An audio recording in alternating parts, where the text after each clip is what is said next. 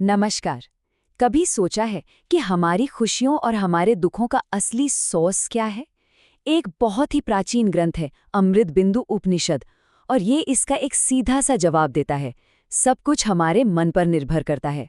तो आज हम यही समझने वाले हैं कि कैसे हमारा मन ही हमें कैद भी कर सकता है और वही हमें आज़ाद भी।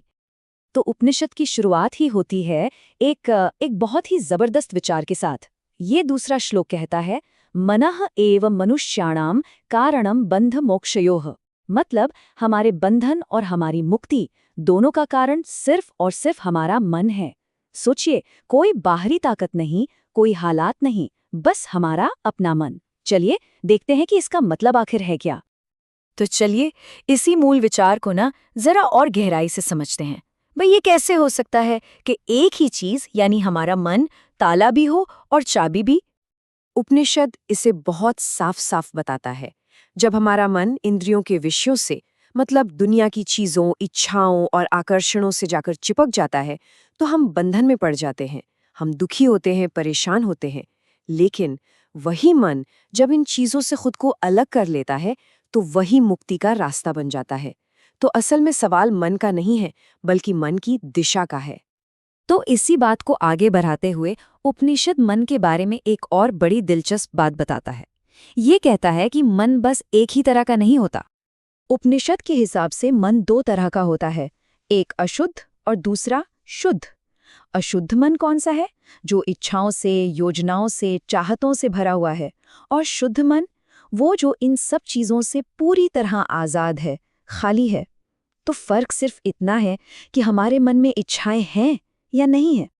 ठीक है, तो अगर समस्या मन की ये अशुद्ध अवस्था ही है, तो फिर इसका हल क्या है? इसका समाधान क्या है? अच्छी बात यह है कि उपनिषद सिर्फ समस्या बताकर छोड़ नहीं देता, बल्कि इसका रास्ता भी दिखाता है। तो फिर इस अशुद्ध मन को शुद्ध बनाया कैसे जाए? चलिए देखते हैं इसका रास्ता क्या है। उपनिषद यहाँ 3 बहुत ही सीधे साधे कदम बताता है। पहला, मन को बाहरी चीजों से हटाओ। दूसरा, उसे अपने अंदर, अपने हृदय पर टिकाओ, वहां उसे केंद्रित करो। और तीसरा, जब मन वहां शांत हो जाता है, तब असली स्वरूप का अनुभव होता है, जो कि परम शांति की अवस्था है।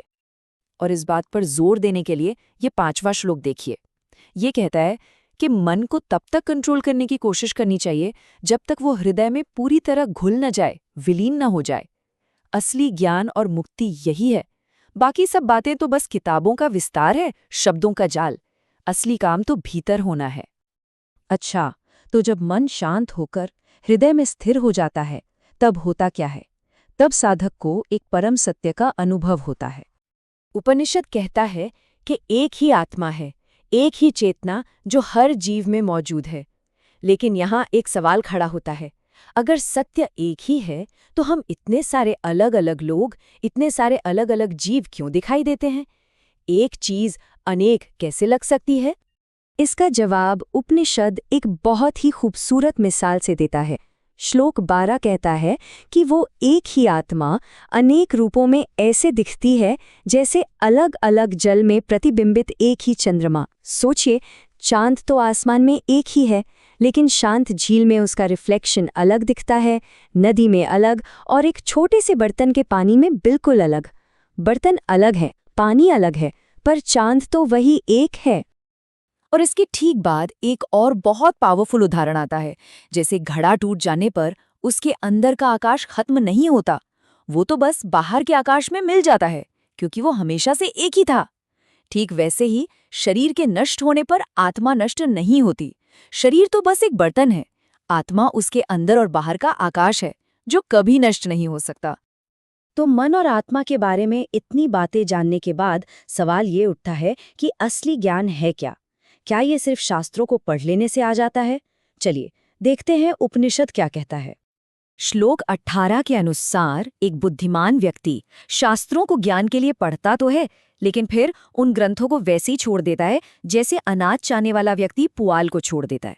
मतलब शास्त्रों और ग्रंथ तो बस उस भूसे की तरह हैं जो हमें अनाज तक, यानी असली अनुभव तक पहुंचाने का एक जरिया है।